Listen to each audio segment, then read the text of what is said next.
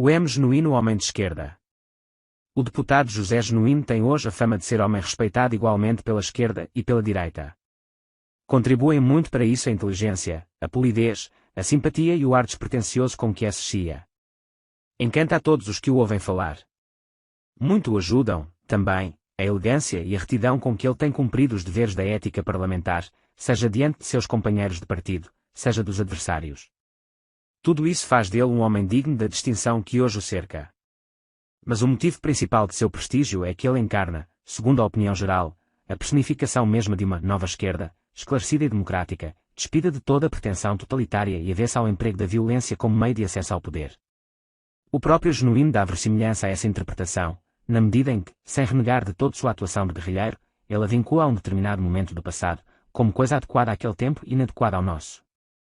O Genuíno de hoje, ao contrário do de ontem, crê mais no voto, no diálogo e no império da lei do que na retórica brutal das metralhadoras. Ele subscreve, em nome da esquerda, a máxima predileta da direita: os tempos mudaram. E como direita e esquerda têm por dogma comum de seus respectivos evangelhos a crença piedosa no mito do progresso, o deputado torna-se assim um sacerdote da deusa ante a qual se prosternam os fiéis de ambas as igrejas, a modernidade. Porém, mais importante que isso é o lado moral da transformação. A edição revista e melhorada do deputado Genuíno faz dele, no consenso da opinião consagrada pelos jornais e por todas as pessoas de bem, um esquerdista diferente, alguém, em suma, que, mesmo nos momentos decisivos das radicalizações e dos confrontos mais duros, será sempre mais obediente à moral do que à ideologia, mais fiel ao compromisso democrático do que uma estratégia para a tomada do poder, mais atento à palavra dada em público do que a lealdades secretas de conspirador e revolucionário. Se essas qualidades já não delineassem, por si, o perfil de alguém fundamentalmente inapto para a carreira política, deixando sem explicação o sucesso parlamentar de homem tão destituído daquele mínimo de maquiavelismo e hipocrisia, que o senso comum considera indispensável a semelhante ofício, elas ainda assim imporiam, ao observador atento e conhecedor da história da esquerda, algumas constatações bastante inquietantes. Em primeiro lugar, a rejeição que o deputado faz da violência armada não é de ordem moral, é estratégica. Num determinado quadro político ou social, o uso das armas é sensato, num outro, torna-se insensato. Não se trata, portanto, de rejeitar o terrorismo, as bombas e o morticínio, a contestação violenta da ordem estabelecida, mas apenas de usá-los segundo um diagnóstico das condições objetivas e subjetivas que, em determinada fase do processo histórico, os aconselham ou desaconselham segundo as conveniências da estratégia revolucionária. Somente pessoas totalmente ignorantes da história das esquerdas, ou seja, a totalidade da nossa opinião pública, incluindo os jovens universitários, podem imaginar que a atitude presente do deputado Genuíno seja, nisso, algo de novo e diferente. Ela é a repetição literal e fidedigna de uma posição já adotada, em várias circunstâncias, por Marx e Lenin, Stalin e Mao, Guevara e Fidel Castro. São somente os anarquistas e os fascistas que, seguindo Bakunin e George Sorel respectivamente, têm o emprego da violência como um princípio incondicional e uma regra de ação permanente. Para os comunistas, a violência é e sempre foi instrumental e dependente das conveniências ou inconveniências estratégicas assinaladas pela análise realista do quadro histórico. E é precisamente isto que ela é para o deputado Genuíno, o qual, se for sincero, há de reconhecer que expressei com exatidão o seu mais profundo pensamento a respeito desse ponto. Em segundo lugar, é um fato histórico dos mais notórios que a esquerda mundial, nos momentos em que as conveniências a levaram a adotar predominantemente a via pacífica e democrática, tirou sempre disto um indevido proveito moral, dando ares de virtude ética ao que era apenas um meio estratégico provisório, prestes a ceder lugar, na primeira oportunidade em que isto se fizesse necessário, ao emprego maciço dos meios sangrentos. Nunca faltaram plateias devotas que, nas fases de pacifismo estratégico, acreditassem, por ignorância ou por puro wishful thinking, estar presenciando o nascimento de uma nova esquerda, humanizada e redimida. Este espetáculo, com sua contrapartida cíclica de desilusões e autocríticas choronas, repetiu-se dezenas de vezes no curso da história do movimento esquerdista.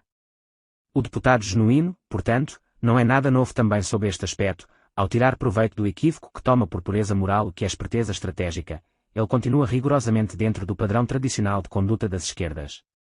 Se ele faz isso conscientemente ou apenas se deixa deleitar num estado de embriaguez moral em que o aplauso dos enganados acaba por enganar o próprio enganador, é coisa que ignoro. Não conheço as profundezas de sua psique para saber se nele predomina o maquiavelismo consciente ou a falsa consciência. O que sei é que, em qualquer dos dois casos, ele continua a ser um personagem típico do circo esquerdista, onde não há lugar senão para dois personagens, os equivalentes ideológicos de Pierre Roti. Arlequim, a ilusão e o cinismo. Em terceiro lugar, nunca existiu para as esquerdas a hipótese de fazer uma opção categórica entre via armada e via pacífica, pela simples razão de que toda e qualquer estratégia revolucionária exige o emprego, ora sucessivo, ora simultâneo, dos dois instrumentos. Entre as armas da retórica e a retórica das armas, a esquerda sempre optou pelas duas. Nenhuma revolução esquerdista, em qualquer parte do mundo, se fez jamais por uma dessas vias exclusivamente, ou mesmo predominantemente. A única distinção que cabe é a seguinte: como é impossível, fisicamente, um mesmo indivíduo participar ao mesmo tempo das duas, tomando assento no Parlamento às segundas, quartas e sextas e fazendo guerrilha nas selvas às terças, quintas e sábados, é inevitável que uma distribuição de funções atribua a alguns membros do movimento esquerdista o papel mais brando e civilizado, a outros o mais violento e selvagem. Assim, Trotsky, na clandestinidade, preparava a insurreição armada, enquanto na cidade a inteligenzia e os deputados esquerdistas na Duma, parlamento russo, pregavam, em linguagem perfeitamente compatível com a ordem e as leis, a defesa dos direitos humanos de trabalhadores e camponeses. Somente Lenin, de longe, era a cabeça por trás dos dois braços, que atuavam com total independência mútua e não raro se hostilizavam. Do mesmo modo, no tempo em que o jovem genuíno treinava guerrilha no Araguaia, os deputados e senadores da esquerda, no Congresso, auxiliados pela intelectualidade urbana e pela imprensa de oposição, procuravam obstar por meios legais e pacíficos a ação do governo militar. A esquerda, naquele tempo, não optou pela via armada, acrescentou-a, apenas, ao combate parlamentar e legal, atuando em dois planos, como quem mantém o adversário distraído por um abundante fluxo de argumentos enquanto junta forças para chutá-lo no baixo ventre. É absolutamente necessário, ao sucesso de qualquer estratégia revolucionária, que as duas mãos da revolução atuem independentemente e sem que se possa identificar por trás delas o menor sinal de um comando unificado. A convergência dos resultados de uma e de outra, o abalo e destruição do adversário, deve parecer, até o último momento, pura obra do acaso.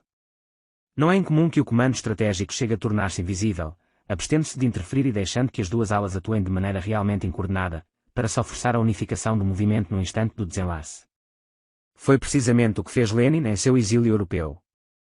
O comando de uma revolução é um ser evanescente e ambíguo, que, durante todo o tempo em que as águas correm na direção desejada, se mantém na posição de um discreto observador a quem ninguém, à primeira vista, atribuiria qualquer poder significativo. Ora, não havendo opção entre legalidade e ilegalidade, ação parlamentar e ação de guerra, combate de palavras e combate militar, mas sim sempre convergência e articulação mesmo por trás da duplicidade aparentemente incoerente das duas correntes de atuação, o deputado genuíno sabe que, ao assumir sua aparente opção pela via pacífica, está simplesmente desempenhando um dos papéis do enredo revolucionário, seguro de que alguém estará se incumbindo do papel complementar e fazendo a parte suja do serviço, sem comprometer em nada a imagem de bonzinho que as circunstâncias e conveniências da estratégia esquerdista atribuíram no momento à pessoa do deputado. José Genuíno sabe que, excluída do campo de sua atuação pessoal, a parte violenta da ação revolucionária não foi de maneira alguma excluída da estratégia global do esquerdismo.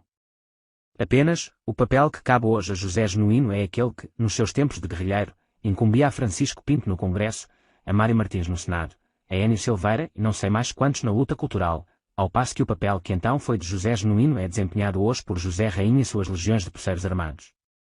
E, se sabe tudo isso, Genuíno sabe também que sua pretensa opção pela via pacífica é pura pantomima para disfarçar o que não passa da redistribuição de funções segundo as idades e os talentos de cada combatente, no quadro de uma estratégia esquerdista que, hoje como ontem, no Brasil como na Rússia, discursa em cima e bate em baixo, com suas duas mãos de sempre.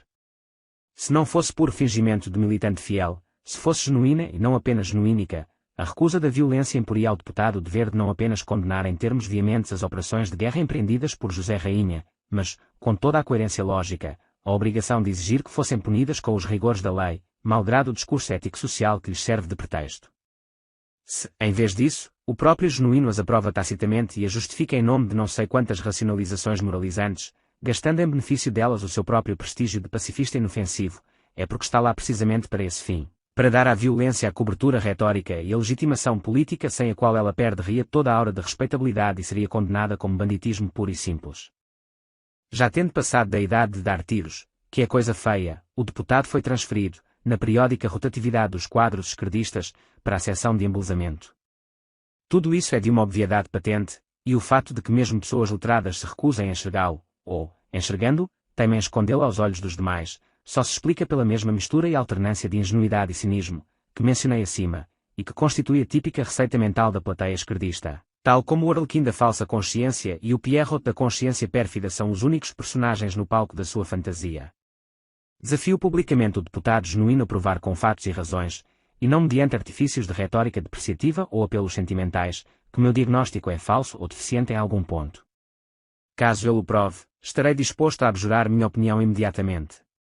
3 de maio de 96